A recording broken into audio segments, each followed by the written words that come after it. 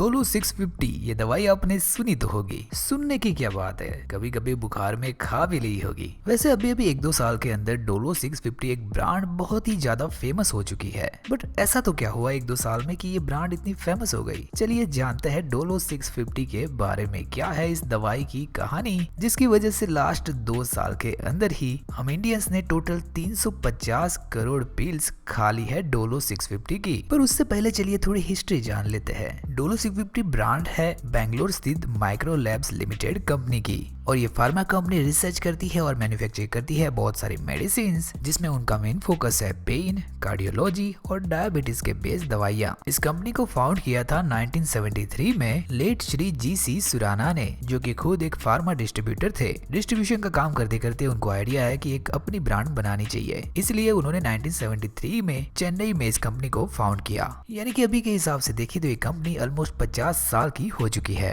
India की top 20 pharma company के अंदर आने वाली माइक्रो लैब्स लिमिटेड 30 से भी ज्यादा देशों के अंदर भी फैली हुई है। तो 1985 में ज्वाइन किया कंपनी को मिस्टर दिलीप सुराना ने, यानी कि इनके बेटे ने। दिलीप सुराना की एज उस वक्त थी ओनली 21 ईयर्स। और फिर उसके बाद तो इस कंपनी का ग्रोथ काफी एक्साइटिंग रहा है, और अभी इस कंपनी को दिलीप और उनके भाई आनंद सुराना चलाते हैं। फोर्ब्स मैगजीन के अनुसार इनकी टोटल नेटवर्थ $2.25 बिलियन यानी कि 15,750 करोड़ से भी ज्यादा है। और दिलीप सुराना आते हैं फोर्ब्स की 100 रिचेस्ट इंडियन की लिस्ट में 72 नंबर पे। माइक्रोलैब्स लिमिटेड के टोटल एम्प्लॉइज 11,790 है, और इनके 14 मैन्युफैक्चरिंग यूनिट है पूरे देश के अंदर, और 3 R&D यूनिट्स है जहाँ पे 300 से भी ज्यादा साइंटिस्ट काम करते हैं और रिसर्च करते हैं डोलो 650 जैसे ही कुछ अच्छी अच्छी दवाइयाँ बनाने में। जब दिलीप सुराना ने सोचा एक नई पैरासीटामोल टैबलेट लॉन्च करने के लिए इंडियन मार्केट के अंदर, तब उन्होंने देखा कि इंडिया के अंदर पैरासीटामोल 500 मार्केट एक बहुत ही बड़ी क्राउडेड मार्केट है जहाँ पे बहुत सारी दवाइयाँ हैं ऑलरेडी, और उनको लगा कि हमको कुछ तो एक्स्ट्रा देना पड़ेगा।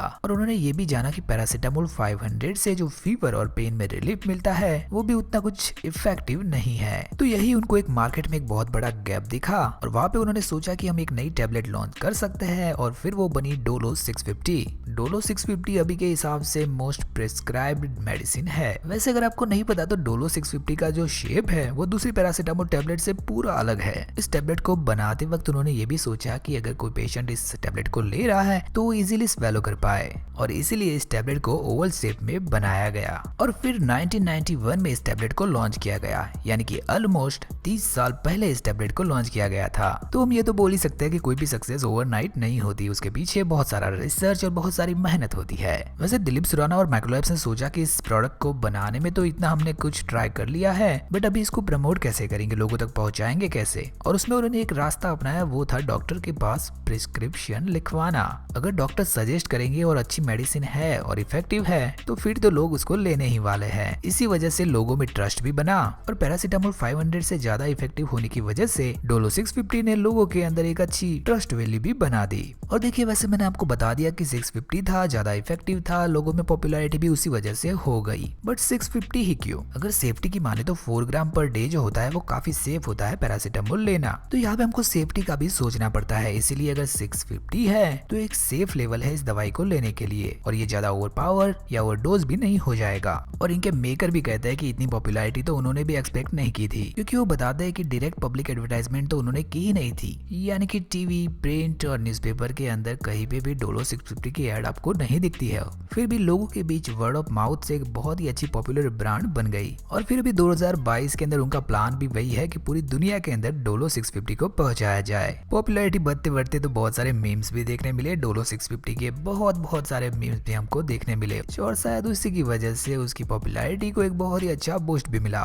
बहुत सारी प्रोडक्ट्स पे मीम बनते हैं, बहुत सारी कंपनीज पे, लोगों पे मीम बनते हैं, पर एक फार्मा ब्रांड और एक मेडिसिन पे मीम बनने ये कुछ डिफरेंट ही है। और एक बात तो यहाँ पे पता लगती ही है कि अगर सोशल मीडिया पे कोई ब्रांड आपकी फेमस हो गई तो फिर तो आपकी ब्रांड लॉन्ग टर्म में पॉपुलर होने ही वाली है। माइक्रोलैब्स लिमिटेड की रेवेन्यू 2020-21 में 4000 करोड़ से भी ज्यादा की हो चुकी है। वैसे अगर आपको नहीं पता तो डोलो 650 को बहुत सारे अवार्ड्स भी मिले। 2013-14 के अंदर ही उनको ब्रांड ऑफ द ईयर का अवार्ड मिला था, और अभी भी टाइम्स की तरफ से उनको most trusted and popular brand का भी अवार्ड मिला। बहुत सारी फुटवेयर ब्रांड होती है, बहुत सारी एप्पल ब्रांड होती है, बहुत सारी स्मार्टफोन और टेक्नोलॉजी में ब्रांड होती है, बट एक मेडिसिन का इस तरह की लोगों के बीच पॉपुलर ब्रांड बन जाना और सोशल मीडिया पे मीम्स पे इतना पॉपुलर होना एक काफी डिफरेंट बात थी। तो दोस्तों ये थी कहानी डोलो 650 की। ये मेडिसिन को कब लॉन्च किया गया, कब हुई पॉपुलर इतनी, और उसको बनाने में क्या आइडिया था। पर वैसे इसको पॉपुलर बनाने में हम सबका कभी ना कभी तो हिस्सा रहा ही होगा।